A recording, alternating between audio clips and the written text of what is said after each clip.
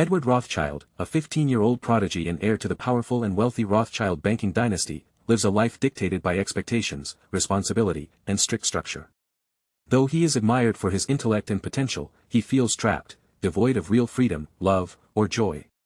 His daily schedule is packed with elite tutoring, high-level meetings, and constant pressure to bring glory back to his family's name. His life, although luxurious, is empty and mechanical, driven by a mother who values results above happiness. One day, Edward dies heroically while saving a small child from being hit by a truck. As his life fades away, he feels no regret about dying but does feel sorrow for never experiencing friendship, love, or a childhood. However, death is not the end. He is reborn in a new world, as James Potter, the very name he remembers from secretly reading part of a fantasy book during his old life, Harry Potter. As a baby, James immediately notices the affection of his new parents, Fleamont and Euphemia Potter. Unlike his previous life, his new family is full of warmth, hugs, and love. Slowly, James, formerly Edward, learns what it means to be truly cared for. Although he still has the mind of a genius, he now has the opportunity to live freely and follow his heart. James realizes that he has reincarnated into the magical world of Harry Potter. Knowing that his name, James Potter, is connected to Harry, he fears the fate that awaits him, being killed by the dark wizard Voldemort.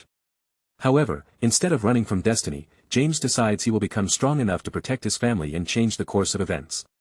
Growing up in the village of Godric's Hollow, James lives a joyful childhood full of exploration and magical discovery. He forms his first real friendship with a girl named Emily Shafik after standing up to bullies who scorned him for being a so-called blood traitor, a wizard who supports equality between magical and non-magical people. He plays harmless magical pranks and begins learning the foundations of magic, even before having a wand.